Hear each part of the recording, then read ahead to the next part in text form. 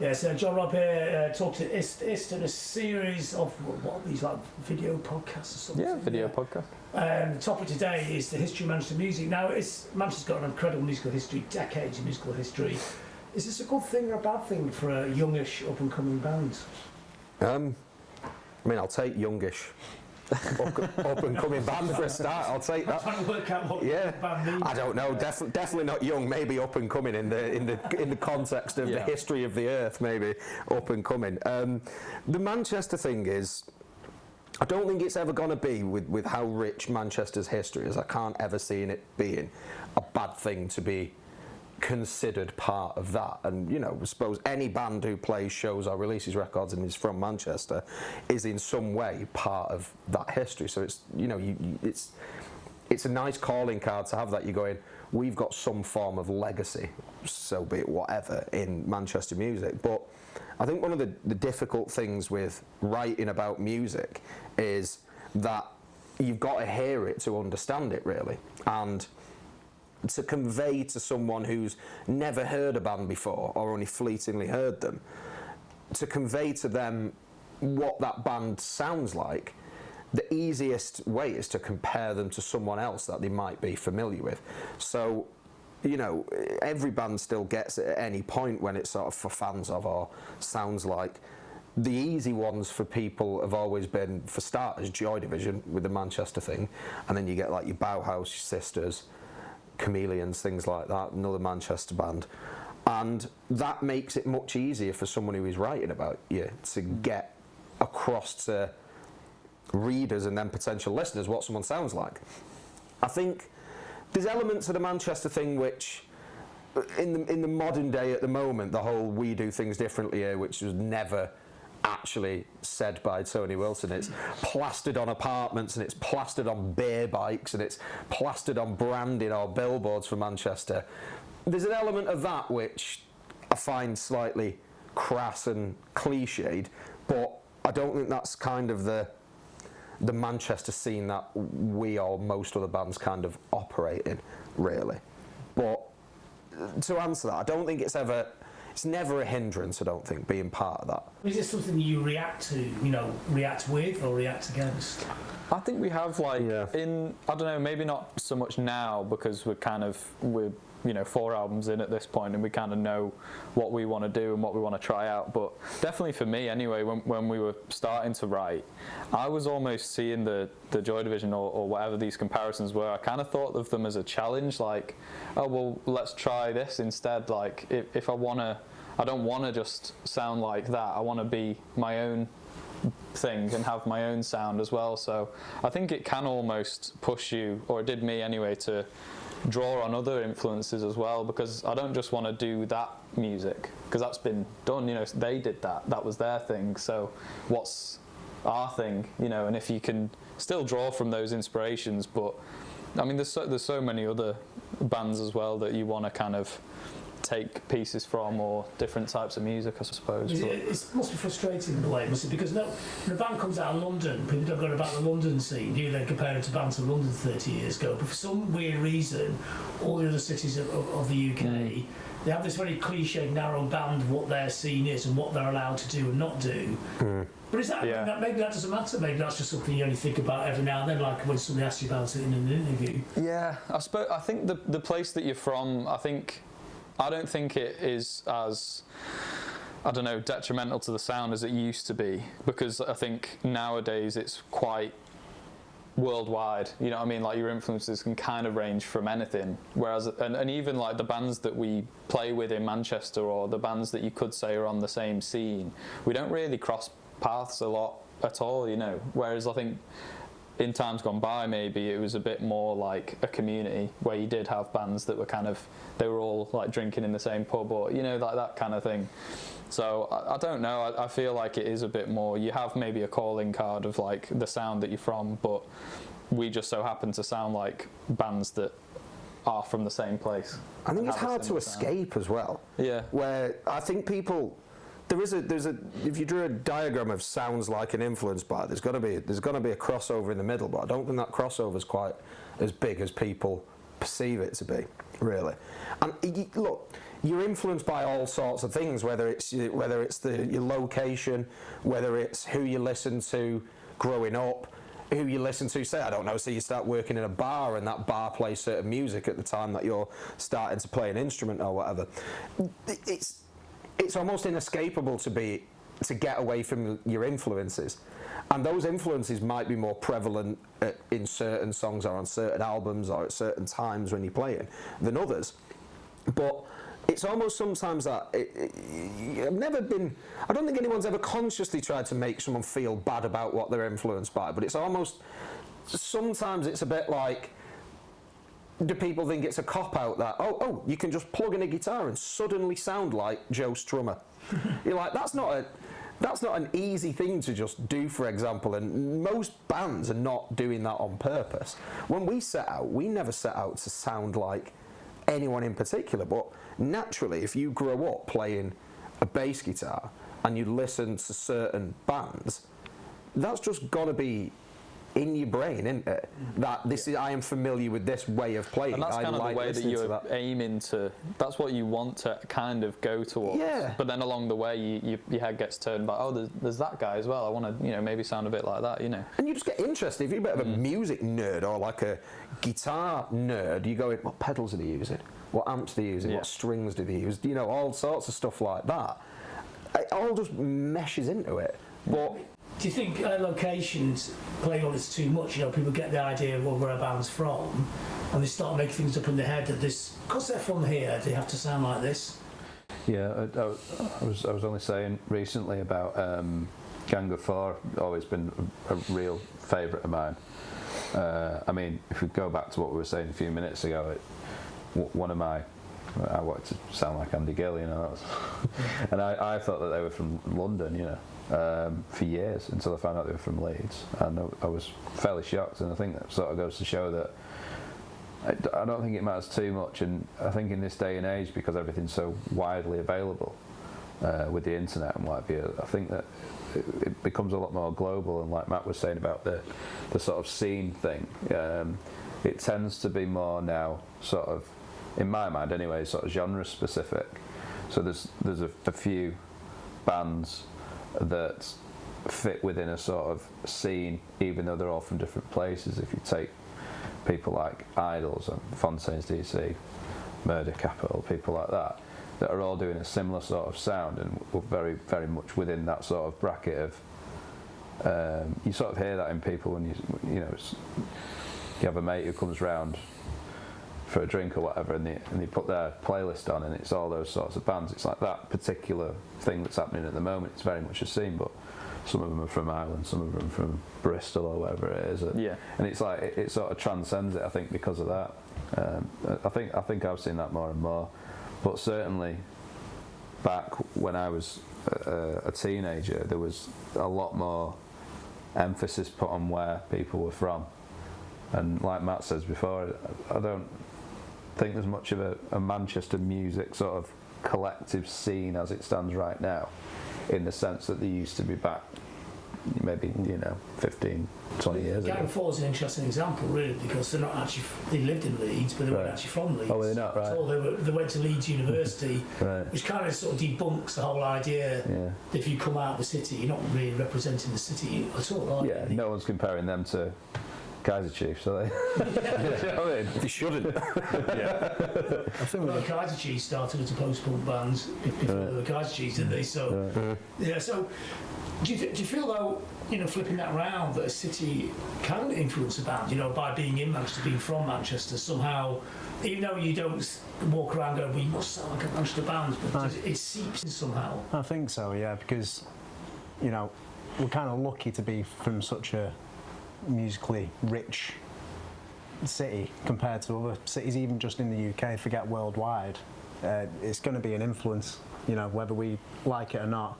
And with the lads saying about the worldwide thing before, you go through Spotify, for example. I don't think I've ever seen this is a Liverpool playlist. I've seen this is Manchester and all those sort of ones. So I think it is a good thing that we're from here, and we sound like we're from here as well.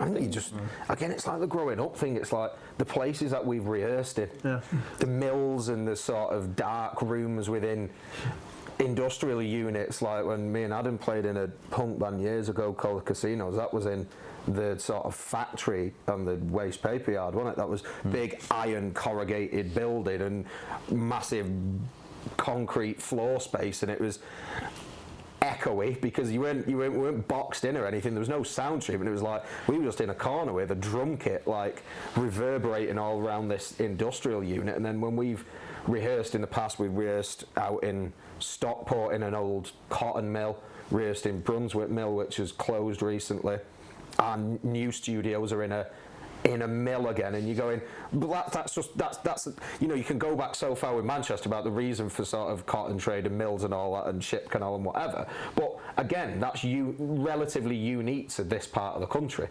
And if you're setting your amp up in dingy, dark, cold places, you're hardly likely to make pop music in a space like that, you know. It's the physicality of the city. I think so. The musicality of it affects, sort of seeps in. Yeah, I'll tell you what, John. One of the weirdest things. There's a quick little detour here. The place where we originally rehearsed, me and Andy, I still don't to this day understand how it's even possible. But if it snowed, it actually snowed inside, and I don't know how. Do you remember? Yeah. It had a proper roof on it, like one of them corrugated roofs, but somehow, maybe the way that snowflakes fall down from the sky or something, but you'd literally be playing and go, it's snowing in here. Yeah. Like, actually snowing inside. I still don't know. It sounds like some kind of weird dream, like we. No, it's absolutely true. But it did, yeah. It's just snow inside. But where else? If if you're from, I don't know, even somewhere maybe down south where the climate isn't quite as harsh, even that 200-300 mile gap might make a difference. Certainly if you're going into Europe it would do, or certainly if you go other side of the Atlantic to America. Totally different climates and things like that. And I think it certainly does the physicality of it. And, you know, with the physicality including, look, if you're growing up and you go into gigs or you're just knocking around the city, just the way that Manchester is it's just going to rub off on you. It's like the whole nature or nurture thing. It's like it is going to rub off on you, and you shouldn't actually really. You should just embrace it. You shouldn't really try and rebel against that. I think you should work with it. Yeah, the two skills, I thought like you probably mentioned them both there. I mean, there's definitely a lot of newer bands. They get fed up with the weight of history. You know? Yeah. So like when that Disorder bar opens, which is fine, you know. About that, you know, it's good to celebrate the past, etc. Yeah. But people always use that as an example of how difficult it must be to be a new band in Manchester with this great weight of history there. But is that a problem, or is that just so what? You know. I think it's a problem if you want it to be. I think so, yeah. It used to annoy me a lot in the early days. The comparison used to really annoy me. It doesn't anymore. I think it's funny now. It's a compliment. Annoy you because you didn't have any breathing space. Just hearing it all the time. Just hearing it all the time. And I think in the early days you're trying to be like, you know, no, we're not like that. And you know, we are. You know, there is that inspiration there. It's part of a challenge for the band to actually become, you know, 10 years' time in that soundtrack. Yeah, I started, not them again. Yeah, well, I started seeing it as a compliment after a while, you know, because it is. I think if you want it to be a problem, yeah, you could make it one. I think personally, you know, we've been going nearly 10 years, and the music industry and landscape has changed totally in 10 years. If I was a band starter younger now, it was 10 years ago now, but if I kind of knew what I knew now, I'd be miles more concerned about the hoops you've got to jump through for social media, for engagement, for selling, than I would be where I come from.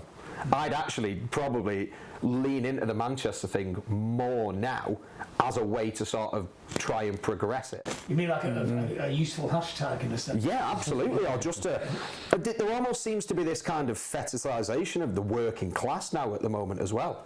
And Manchester being typically working class, you're like, I would be, if I was starting up now and I wanted to try and get a bit of a a bit of a jump going and get some engagement and get some interest and get press involved or whatever, I'd be really banging the drum on the Manchester thing. I'd actually be taking that as I'm just going to make a song and dance about, I'm here, I'm from Manchester, it's industrial, I'm working class, we sound like this. I'd actually be using it more, I think. So it's interesting, that little topic there. I mean, what is Manchester? You know, there's so much different music comes out of here.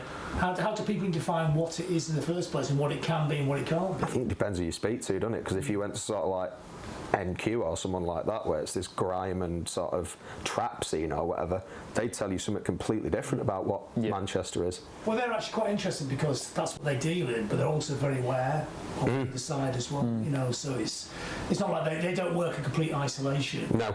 Yeah, it's just that they've got their version, like you have, in a sense. It's almost similar, isn't it? Yeah.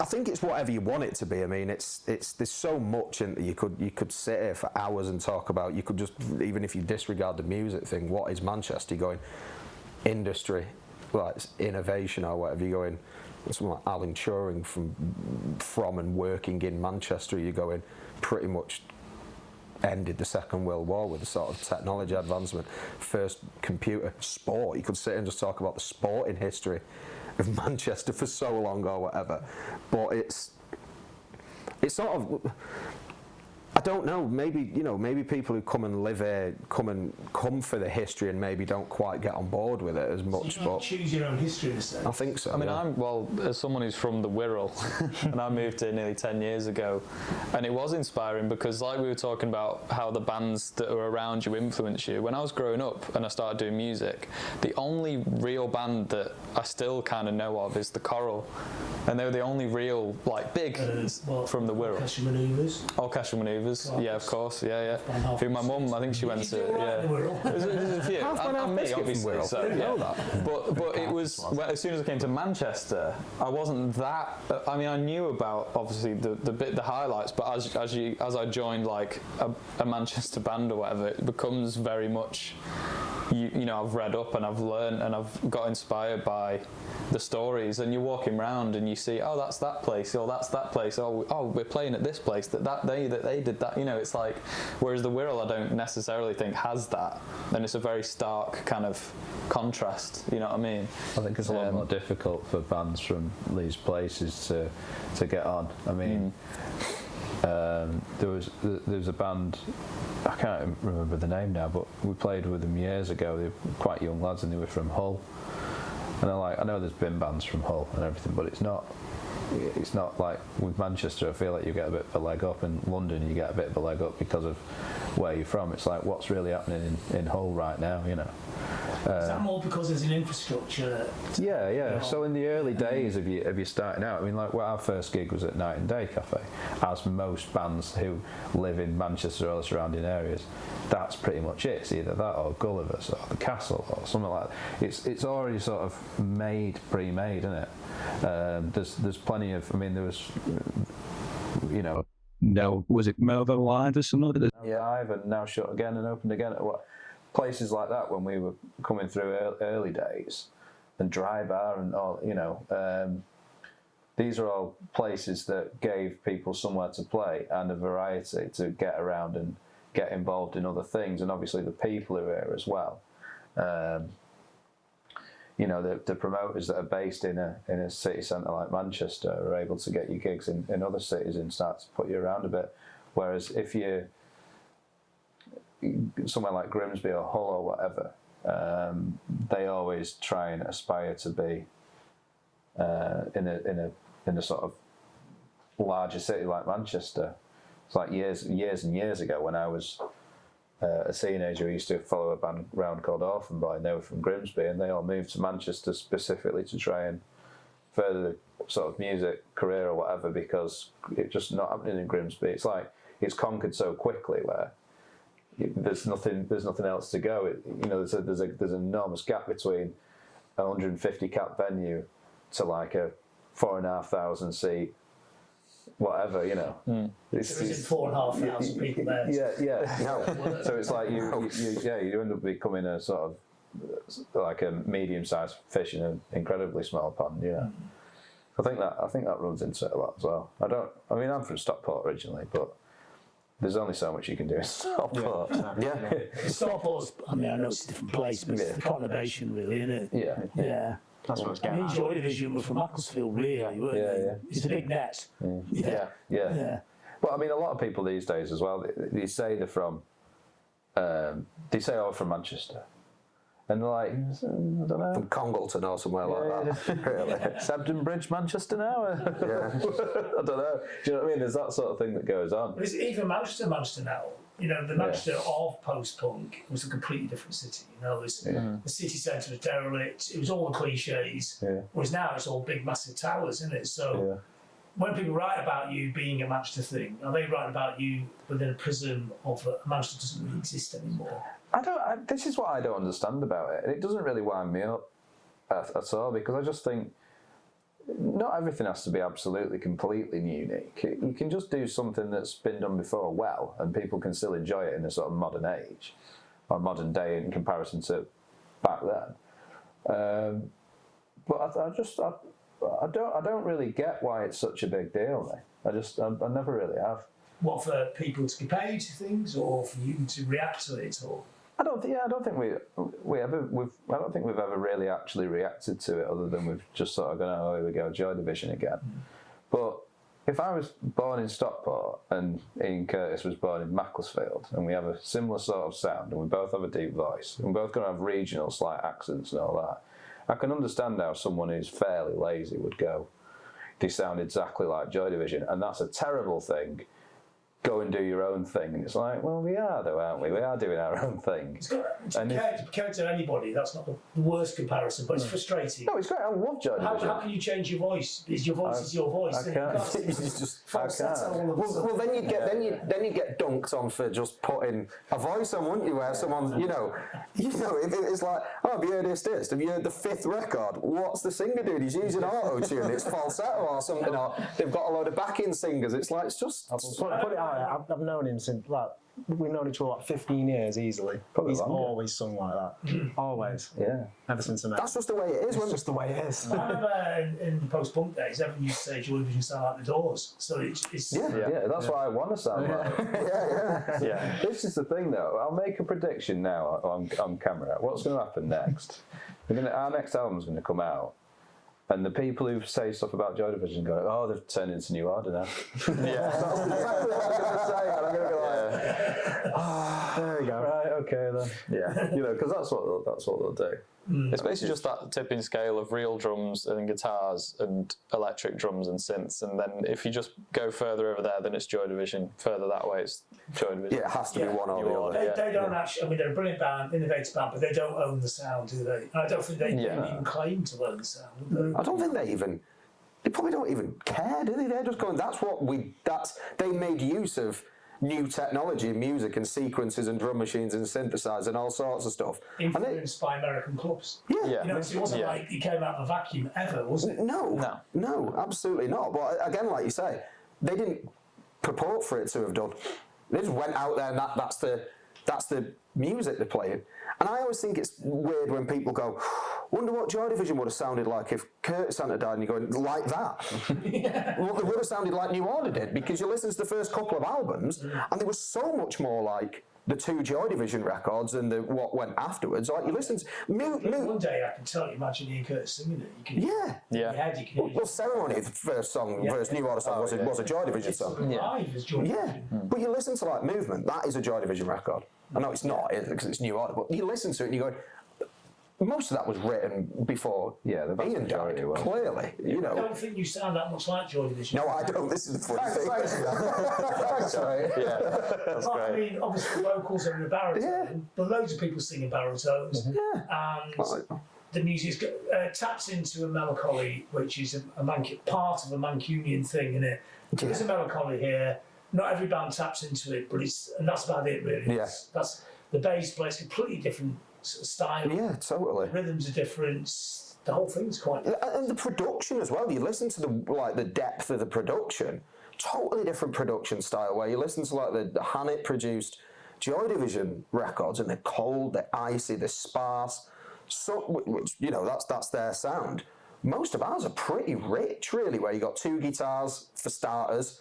The drums, the sound of the drums is nowhere near as cold as Stephen Morris's drums sounded. It's not as metallic as well.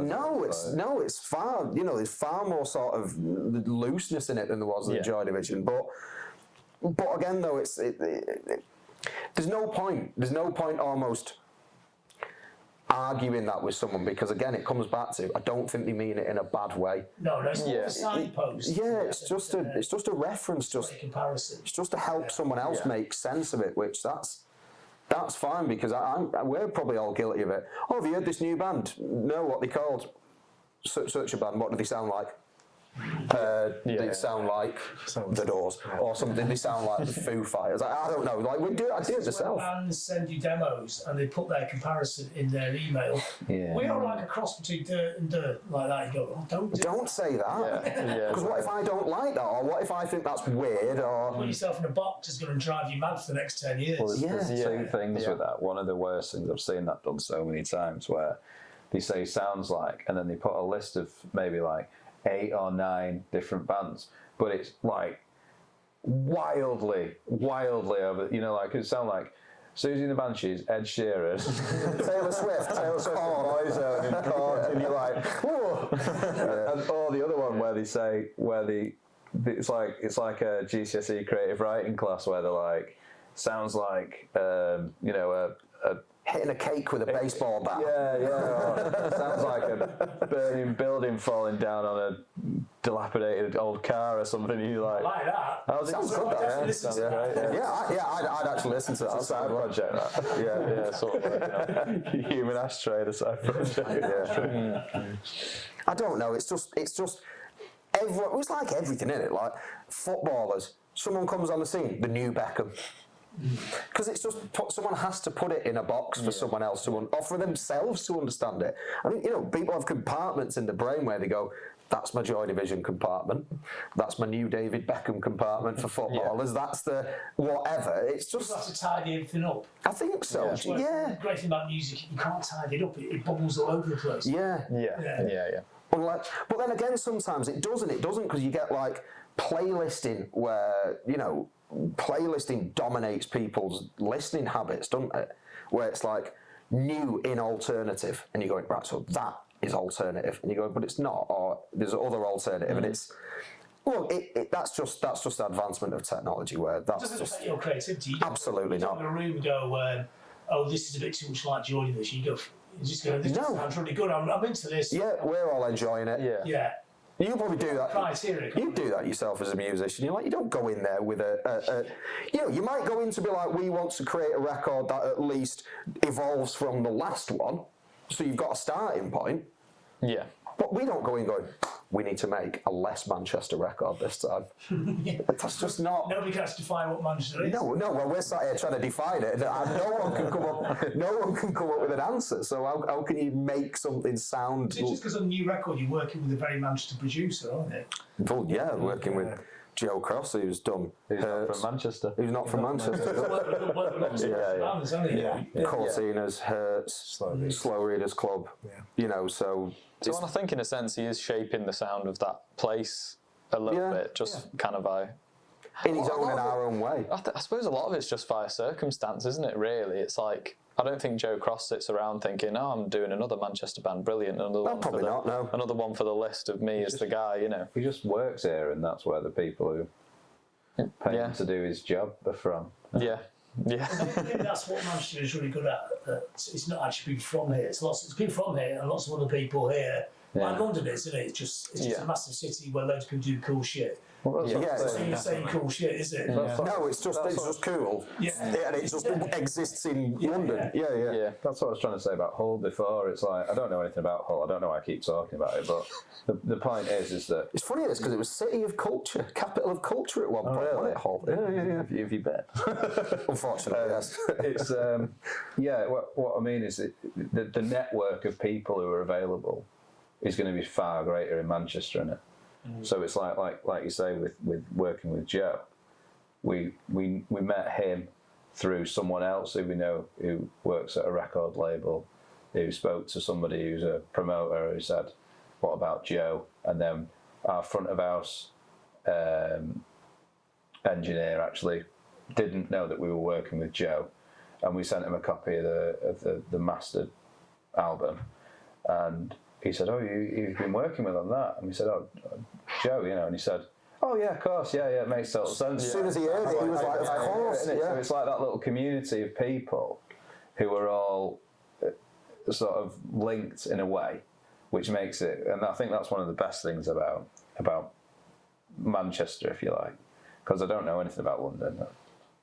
I think I've only probably been a dozen times or something in my whole life, you know, but that certainly happens here. There's always somebody else who knows someone else who knows someone else, like yourself, just you being here, you know. It's a big city where everyone sort of knows everyone else. Yeah. The village Manchester thing still exists. It is that kind of small town mentality, just in an enormous metropolitan area, isn't it?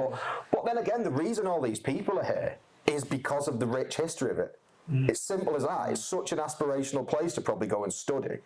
I mean, I moved away to Leeds for university, but that's just because mates were going the course that I went and did. So I moved away. But I met so many people since then who, like, you know, you come to university in Manchester and you stay here. Yeah. Because it's like moving to the big smoke kind of thing, isn't it? Yeah. It's like, well, I wanted to be a professional musician, so I was like, well, I either go to Liverpool or I go to Manchester. Yeah. Or I go to London. It's like, I think Manchester kind of has done everything I need. But you know, so many creatives who it's like they want to be here and sort of probably surround themselves with that rich history. So the history is interesting. It's a conflict, isn't it? Because on one level, it can be suffocating, but on another level, it creates a platform where you can do what you want. Yeah. Yeah. I mean, and I still find walking around Manchester at night like pretty cool. You know, like if you've been to a gig or you on your way to a gig or you've been to the pub or whatever, still walking around it, you still sort of walk around and go, yeah, it's cool, it's good. Yeah. You know, like you know, we're saying about sort of the different conquering it. There's so much other stuff like where you're going. We've been going 10 years and we've not even nearly conquered it at all. You go in, still want to do something like Albert Hall, still want to do like the Apollo or something like that. There's so many of these places, but you walk around all these places and you sort of go, oh, played our first gig there, seen that band there, you know, anything, just sort of walk into the football or something, you walk along the Ship Canal or something, and there's so much history there. It's no wonder people. It's history. Yeah, I think so. I think there's Cultural history.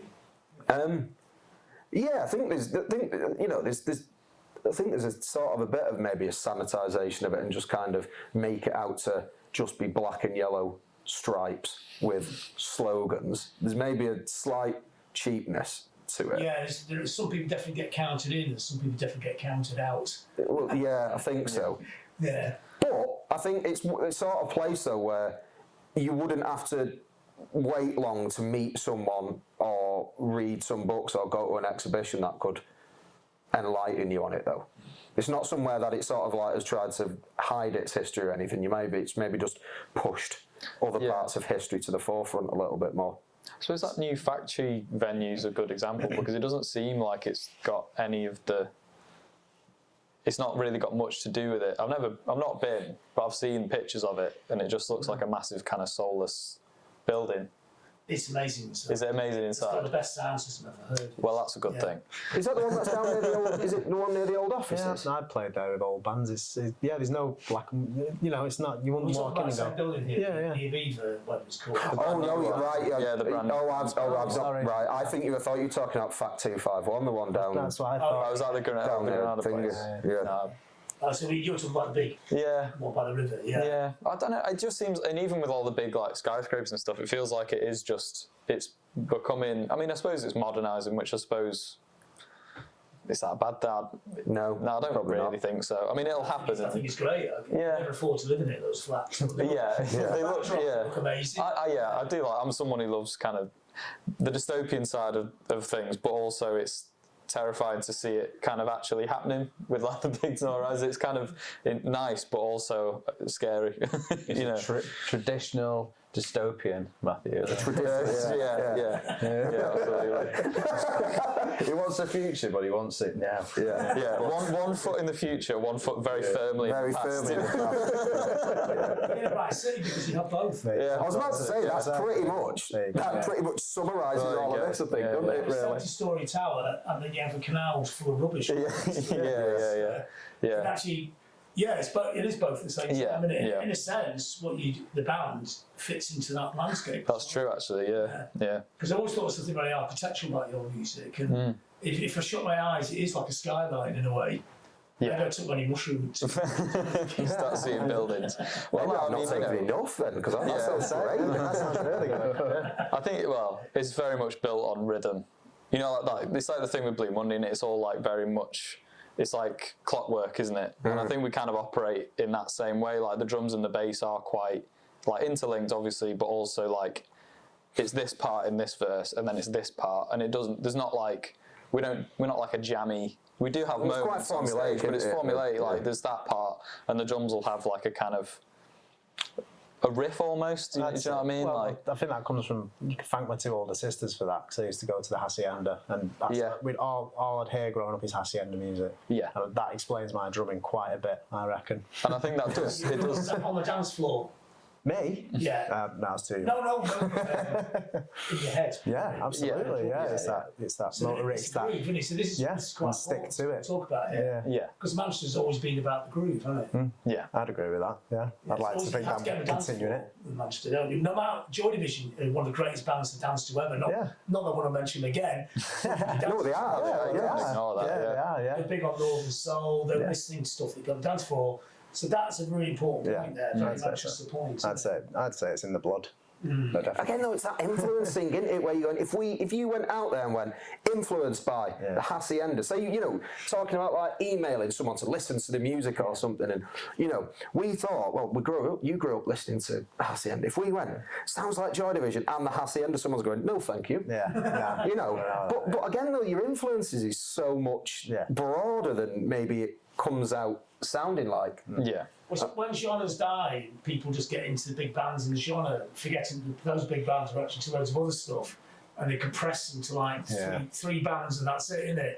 Yeah. So when you unpack it all, if you're listening to, if you're influenced by the groove of people, or the dance floor, the hacienda, someone's listening to something else, that's when it gets interesting, isn't it? When it's the melting pot. Yeah. Maybe the melting pot is what's important in Manchester, isn't it? I think so. Yeah. I think so. I think it's like that family tree of, you might just see the children down here, and if we're one of them, what you're going, well, what has actually contributed to get it down to that stage? It's like you could be going back hours and hours. It's like saying about sort of Joy Division, Northern Soul, but you're going so far back there. So are we by proxy influenced by Northern Soul? Well, if in a sense, if you do it right, you will be. Yeah. But when people do it wrong, they just take the surface and not the depth. Yeah. So they just take the obvious things off Joy Division, but don't go into all the other bits. You're not doing it because you're doing it scientifically. But you're listening to the dance floor, the hacienda, therefore you can dance to this. It's important. Yeah. And again, that people can actually dance to this music as well. I wish people would do that more. I think they do in certain places, but That's dancing, isn't it? Just nod. Yeah, I suppose so. Yeah, by some metric, it kind of isn't. I think in the last few years, I mean, obviously coming out of like COVID and starting to tour properly, I think the more we've toured, the more we have almost built the sets in such a way we do chase those danceable moments. And actually, I think we've put less and less slower songs in the set in recent years. You know what I mean? Germany are good for that. Germany really. Yeah. They have a good club scene in places like Berlin and stuff, though, isn't it? But they're good dancers, aren't they? Yeah. Germans love it. You sound like a German band to me. Yeah. A lot of German bands, you don't sound exactly the same as them, but I can see how that would really fit. Yeah, it's more than Manchester, actually. the name's slightly confusing for me, I imagine, where it's like it's absolute nonsense to them, isn't it? Yeah, it is. That's the thing. I mean, I've always liked a lot of German music, and I was big into techno for a long time. So there's quite a lot of influence that comes from that. I'd probably say there's more influence coming from Daft, Groundzone, like that, than there is Joy Division and. It was one of the first bands. Like when I joined, it was like the first band that you really handed to me, like Daft. Listen to this. You know what I mean? And it really was. Yeah. But they connected with Manchester when they played it. They were always a big band here. Right. Yeah. Oh, I didn't know that. There you go then. That's That's great. Right, we finally figured it out. We figured it out. It's just daft. It's like, they're like the missing link. Yeah. So groovy and incredible synth sounds, you know. I like it. It's just a bad version of Daft. Thank you very much. Techno not only taking the dance floor, but also the sterile sounds, the coldness of the sounds. Yeah, and the build of it, like, especially with the synthesizers, it's all about kind of, and live especially, it's trying to capture that kind of improvising almost with just like the rising in the dynamics, you know, not necessarily the song structures, they all kind of stay the same, but it's how you can kind of add these extra little rises and delays and, you know, some of the bits like the drum structures as well, isn't it? Yeah. Where it's like, like some songs where you go try and hold off the snare, like you call it like the party starter or something where you techno sort of like you'll start with a kick drum, you might get a bit of hats might go a bit straighter, and then when you really want to make them dance, like in comes the snare. We believe in once something's in, it stays in. Yeah, techno's like that, isn't it? 'Cause it just Bells. Like proper techno, like that sort of thing.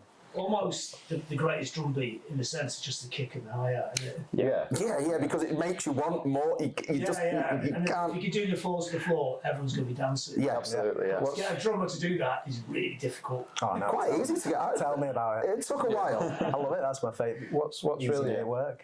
what It always works. It's absolutely foolproof. About 140 BPM, 4 on the floor. Do you remember that first time we played in Paris? And it was at that first gig in Paris at the Supersonic. And it was a very young crowd, and there wasn't that many of our fans there, but it was packed. Like, it was absolutely packed. There's probably like maybe 200 people there, and it probably can only hold 180 or something.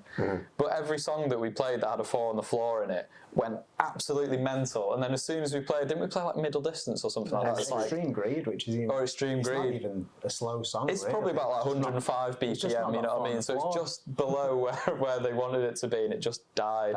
And even it got it to the set list where we play a song called A New Love Song from Architecture that's just like really slow, really minimal. And I just turned around, because I was the one that was going to be playing synth. No one else was really doing much apart from singing, and Andy does a bit of bass at the end, and I was just like, let's just not play that. Let's just move on. I think we just let's just move on, like, because this is going to fall because you could flat, read the room and you go in. As soon as you like kicking into like 16th and like hats or 4 on the floor, they are loving it. As soon as it dropped down, it was like sick. It's not. The smoking. Where I was on stage, the window next to there was the queue and like the smoking bit.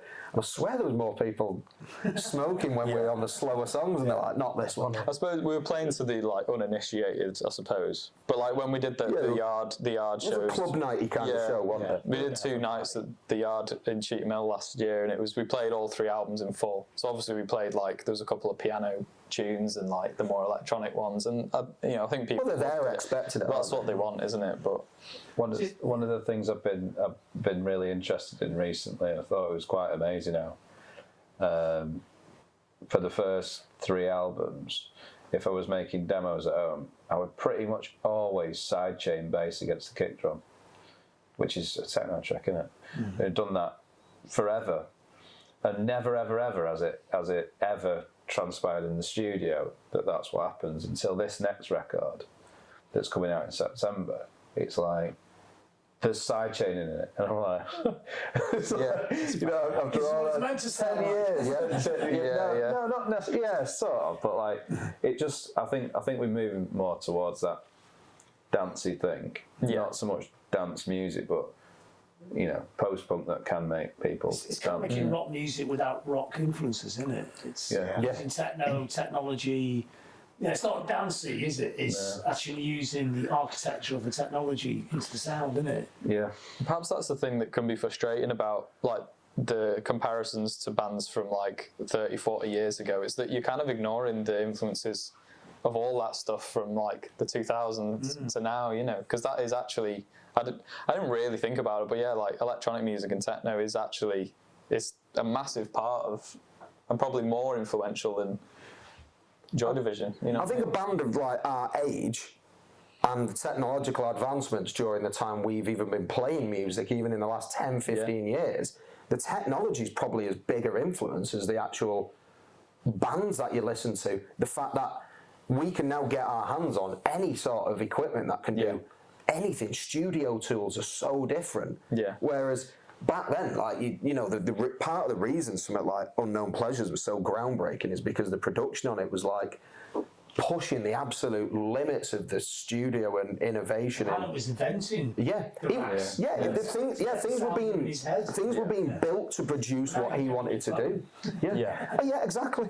But he's going around with field recorders to get the sort of like the ambient sounds for it and stuff, which, you know, that sounds so simple now, but at the time It's an interesting point you were saying there. You know, it's been 30 years, isn't it? You know, it's an insult to think a band only wants to sound like a specific time zone that's before it was even born. Yeah. When there's 30 other years of great music that you listen to as well. You know, and not just that, like different films, books, gaming. It's a whole different culture. Yeah.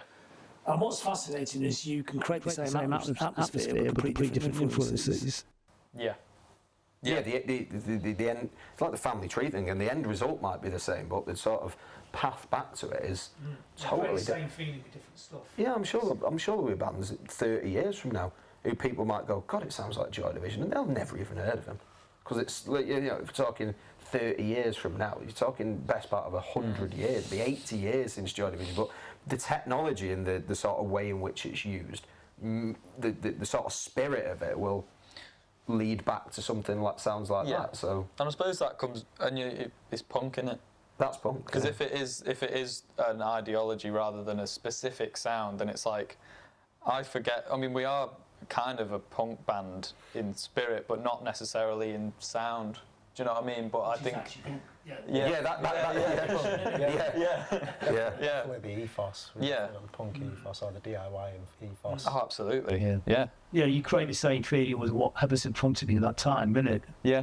And I think a lot. I mean, we operate very much like a business, really, but I suppose that it's all doing it ourselves, really. I suppose that's a Manchester thing in itself, isn't it? The DIY. Yeah. Stick two fingers up at everyone else, and we're going to do it.